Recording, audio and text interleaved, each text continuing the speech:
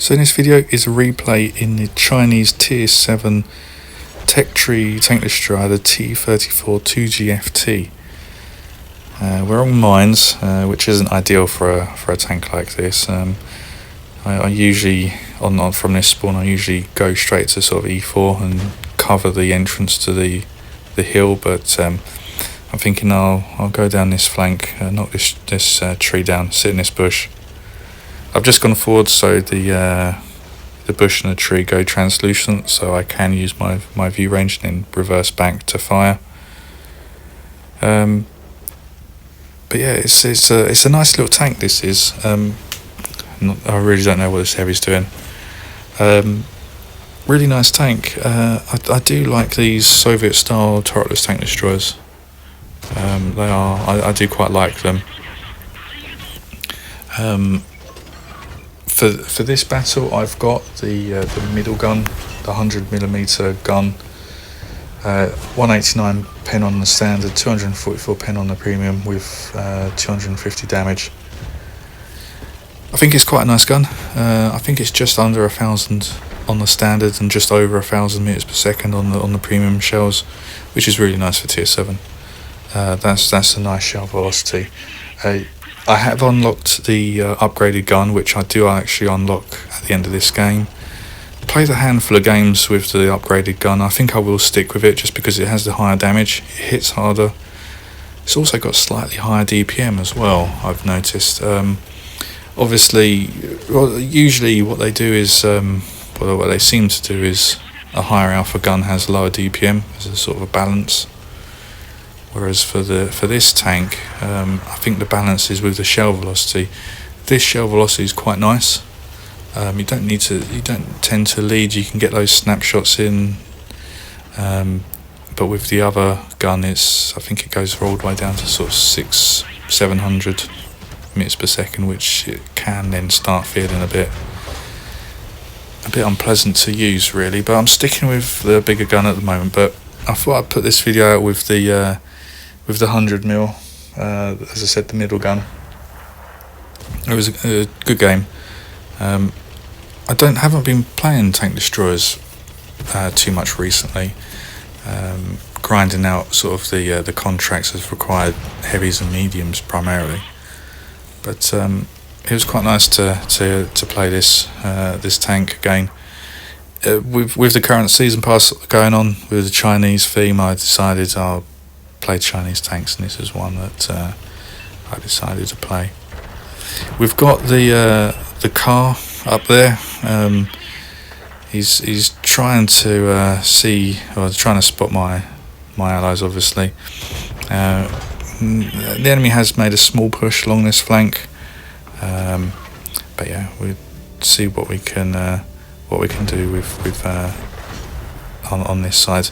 I don't think he thought I was going to fire from this angle. That's why I've relocated, just to try and get a better angle. I know what he's going to do. He's going to wait until he's unspotted, and then he's going to make a move.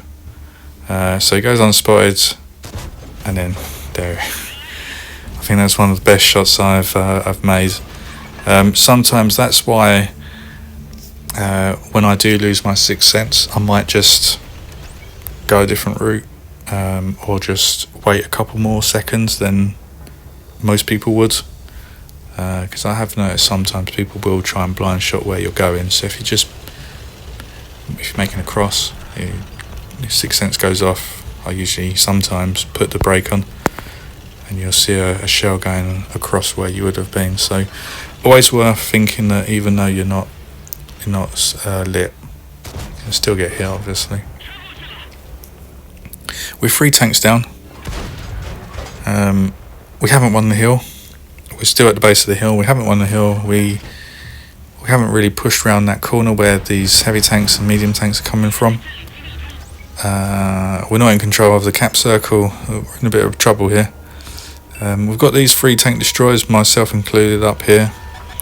We're going to have to make some sort of play at some point, and there goes most of my health in about 2 seconds. But just trying to get around, just seeing where I can get the shots again. I just want to lose my spot. and see where I can fire. But it does look now the medium tank on our team has gone up on the hill, so it does look like the hill is clear. Get a critical shot on the blind shot. It looks like I must have just done track damage or something. Fire there. I thought it was destructible cover. It obviously wasn't, but we still get the shot in. We're getting there. We're gonna get rid of that tank eventually. Same with this one. Right, aiming into the lower plate. We get the kill there. Now it looks a bit better. We were one tank up, but as I said earlier, we've got to make a play from this. I did want to go down there. If I was higher health, I would have gone down and sort of accepted losing how many hit points I would have lost going down there. But with 37 hit points, quite likely I would have just lost 37 hit points. And yeah, just a snapshot there.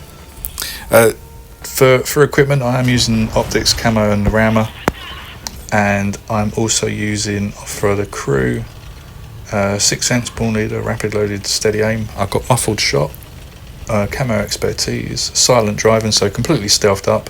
I don't have green thumb. I've got run and gun, which helps when I rotate the tank, and I've got clutch braking, which helps with the actual speed of rotation. I think that's a pretty good crew. You could argue green thumb rather than something like run and gun, but I prefer run and gun. I do tend to use this type of crew on my Soviet sort of ISU 152, which helps with that. But yeah, really nice game on mines. When I did load into the battle, I thought, oh no, not mines with this, but the camo held up. We've got some nice damage out, got some 5 kills, which is great. Always nice to see getting the most hits in the game. Got the gun active, and there you go, just unlocked the 122mm gun there, which is the one I used now. First class on that one. Probably needed another kill or a bit more assistance to get the ace, but there we are. So yeah, this is the as I said, the T-34-2G FT at tier 7. Just confirmation, that's the gun I was using, and yeah, everything else was fully upgraded, and yeah, definitely a tank worth to play. I think the tier 5 for me personally was a bit of a problem. I just didn't like it.